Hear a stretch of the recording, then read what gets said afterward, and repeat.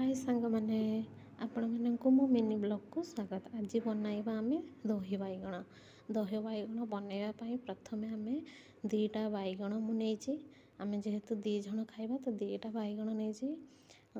आपण परिवार जदि अधिक लोक थे तो अधिक बाइगण ने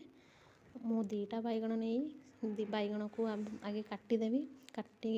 माने बाइगण टी चारि फाड़ कर काटिदेवी काटी सारे मझे छोट छोट काटिदेवी जमी मसला ता भितर पशिव काटी सारा पर बाइगण को भल भाव धोई नेबी सहित पानी पूरा जमी न धोई नहीं गोटे प्लेट को काढ़ी नहीं से स्वाद अनुसार लुण देवी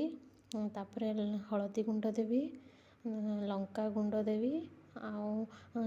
जीरा गुंड दे बाइगण को भल भाव गोलेबी मसला जमी बाइगण देहरे लगे चूला लगे से पेन बसैबी पेन टी गरम होगापाई किसी समय छाड़ी पुणी तेल देवी तेलटा गरम हेले जमी तेलटा गरम हो बाइगण पकईकी भाजी बाइगण टी आगे तेल पकई एपट सेपट कर भाजी सिझापाई किसी समय आम ढकुणी देकी छाड़ीदबा से सिझीज तार दही नहीं मुझे गोटे कप दही रे लुण देती लंका गुंड जीरा गुंड देकी जीरा आउ गरम मसला गुंड देकी भल भाव दहीटा को मिक्स करदेवी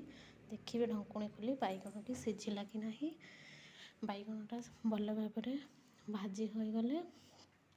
गोटे पात्र को काढ़ी नेबी दही जोटे रखी से बाइगण टी काटनेबी से ही पेन रे किछि तेल देवी से सुखिला लंका देवी लंकाटी को मु काटी ना राग जपर न लगे मु काटिनी से जीरा देती फुटण देती भूसंग पत्र दे छुंक प्रस्तुत करनेली होगला आमर दही बाइगण आपण मैंने